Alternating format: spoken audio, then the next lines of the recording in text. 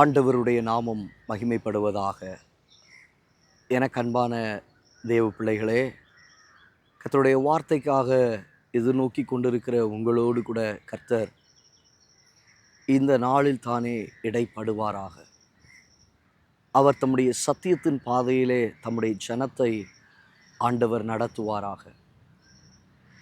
இந்த நாளிலும் நம்முடைய தியானத்திற்கென்று லேவியராகமத்தின் புஸ்தகத்திலே 20வது அதிகாரம் 6வது வசனத்தில் வாசிக்கிறோம்.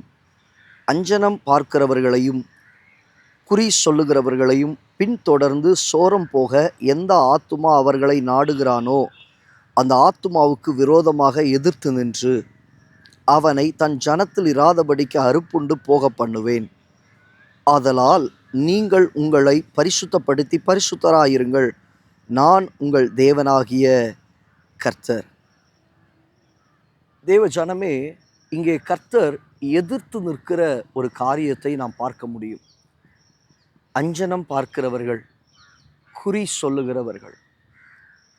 இன்றைக்கு அஞ்சனம் பார்க்கிறவர்கள் அநேகர் உண்டு, ஜோசியம் பார்க்கிறவர்கள் அநேகர் உண்டு, குறி சொல்லுகிறவர்கள் அநேகர் உண்டு. இன்னைக்கு நிறைய பேருடைய வாழ்க்கை இதனாலேயே அழிந்து கெட்டவர்கள் ஏராளம் உண்டு, ஏராளம் உண்டு. தேவ பிள்ளையே, தேவன் படைத்த நாட்கள் எல்லாமே நல்ல நாட்கள், தேவன் கொடுத்த நேரங்கள் எல்லாமே நல்ல நேரங்கள். இன்னைக்கு நாம் என்ன செய்கிறோம்? யமகண்டம் எப்போ, நல்ல நேரம் எப்போ, இது இல்லாமல் பல இது சகுனங்கள், இது எதிர்மறையான காரியங்கள் என்று சொல்லி காலங்களை தாழ்த்துகிறதையும் நேரங்களை வீணடிக்கிறதையும் சமயம் பார்க்கிறதையும் நாம் இந்த உலகத்திலே பார்க்க முடியும். ஆண்டவர் அதற்கு எதிர்த்து நிற்கிறார். வசனம் தெளிவாய் சொல்லுகிறது, என் காலங்கள் எல்லாம் அவருடைய கரத்தில் அல்லவோ இருக்கிறது. அந்த காலங்களை கர்த்தர் விசேஷமாக எல்லா மனுஷனுடைய வாழ்க்கையிலும் அவர் உண்டாக்கி வைத்திருக்கிறாரே. பின்னே நீங்கள் ஏன் அஞ்ஞனம் பார்க்கிறவர்களையும் குறி சொல்லுகிறவர்களையும் நாடி தேடிக்கொண்டிருக்கிறீர்கள்? கை ஜோசியம், நம்பர் ஜோசியம், ரேக ஜோசியம், கிளி ஜோசியம், பல விதங்களில் இன்னைக்கு மனுஷன் நாடி தேடி திரிந்து கொண்டு இருக்கிறான். இன்னைக்கு நிறைய ஆப்ஸில் இந்த காரியங்கள் வந்துருச்சு.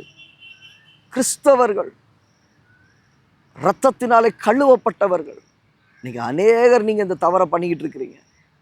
ஆண்டவர் உங்களை எச்சரிக்கிறாரு, உங்களை எச்சரிக்கிறார். ஆண்டவர் சொல்கிறாரு, அதற்கு நான் எதிர்த்து நிற்கிறேன், அதுக்கு நான் எதிர்த்து நிற்கிறேன். எத்தனை பேருடைய வாழ்க்கை தெரியுமா? வந்து அநேகர் சொல்லுகிற வார்த்தை, என் பிள்ளைக்கு 40 வயதாகுது, 35 வயதாகுது, 38 வயதாகுது, என்னம்மா என்னாச்சு?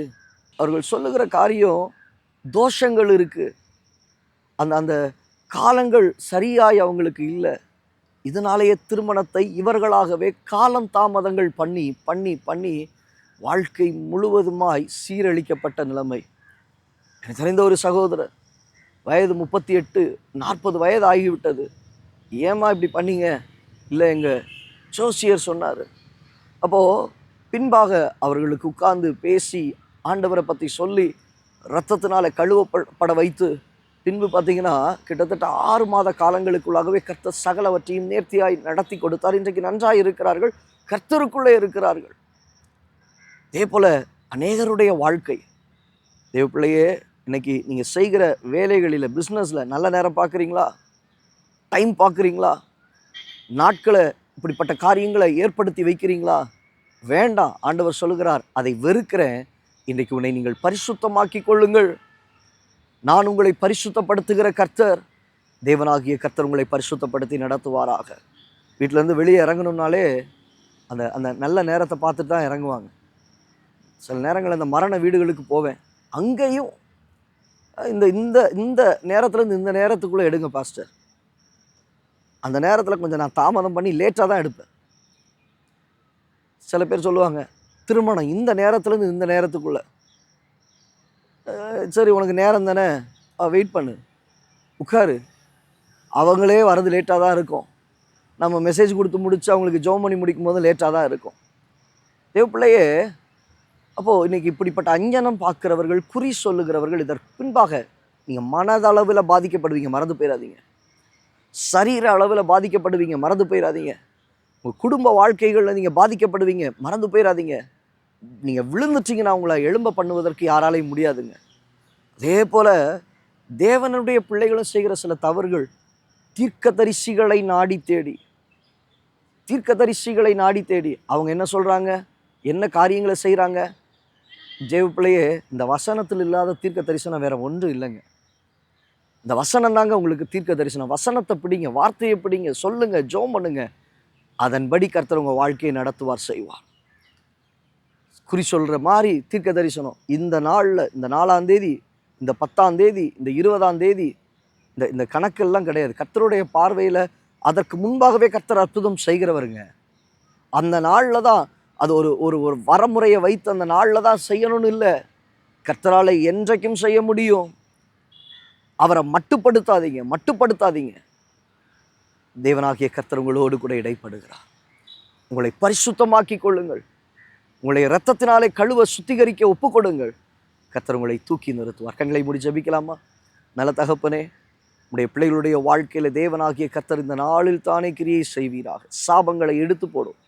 அஞ்ஞனம் பார்க்கிறவர்கள், நாள் பார்க்கிறவர்கள், ஜோசியம் பார்க்கிறவர்கள், இதிலிருந்து உடைய பிள்ளைகள் வெளிவர தங்களை பரிசுத்தப்படுத்தி கொள்ள, கர்த்தருக்கு முன்பாக தங்களை சுத்திகரிக்க, தங்களை தேவ சமூகத்தில் விட்டு கொடுக்க உதவி செய்யும்.